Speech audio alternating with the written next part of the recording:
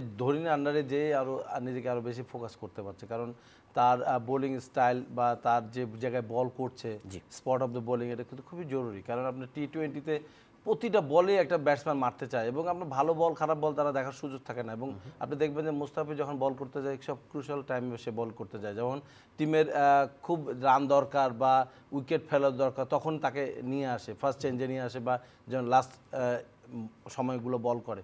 এই সময়গুলোতে ব্যাটসম্যানরা মুখিয়ে থাকে যে তাকে মারবে, সে যত ভালোই বল করুক।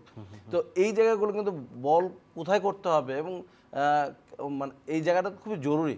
তো সেই জায়গায় কিন্তু আমি দেখছি যে ধোনির আন্ডারে এসে যে এই জায়গাটা আপনি দেখবেন যে কোনটা প্যারোল করছে, কোন জায়গায় স্লোয়ার মারতেছে, এই জায়গাগুলো ইমপ্রুভ করছে আমার মনে হয়। এবং এই জায়গাগুলো দেখে ভালো লাগতেছে যে বিশেষ করে চেন্নাই এসে মুস্তাফিজ নিজেকে মেলে ধরেছে। অনেক বিশেষজ্ঞ বলছেন যে মুস্তাফিজ আসলে মেন্টালি এতটা স্ট্রং না অন্যান্য ক্রিকেটারদের মতো। সমালোচনার সময় আরও বেশি চাপ নিয়ে নেন নিজের উপরে। আপনার কাছে কি মনে হয় যে আসলে আবার যখন পারফর্ম করতে থাকেন তখন ভালো পারফরমেন্সটি একের পর এক বেরিয়ে আসে? মুস্তাফিজের আমি কিছু কিছু জিনিস দেখেছি যে যখন যেটা দরকার হয় না সেটা করে দেয়। ইভেন ও কি চিন্তা করে সেটা আমার মনে হয় যে ওর বডি অ্যাকশন দেখে মনে হচ্ছে ও যেটা চিন্তা করছে সেটা হচ্ছে না।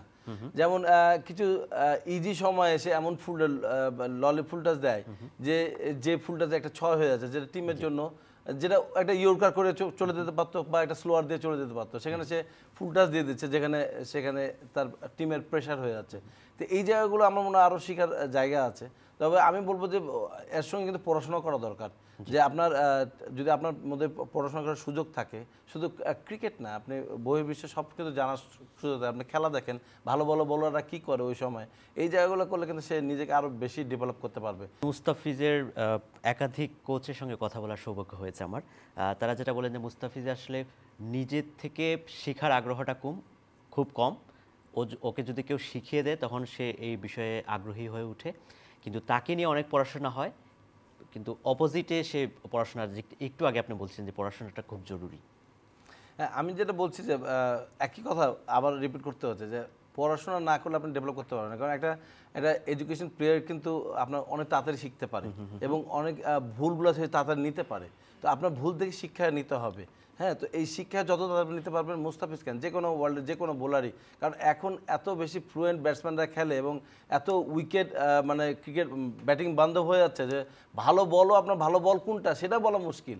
তো আপনাকে স্লোয়ার করতে হবে এবং জায়গাটা খুব ভালো পিক করতে হবে। ভালো জায়গা পিক না করলে আপনার, বা ডট বল না করতে পারলে তো আপনার দাম থাকবে না। অ্যাকচুয়ালি টি-20 মানে ডট বল, আর আপনাকে যখনই ফোর্স করতে যাবে তখন উইকেটের সুযোগ থাকবে।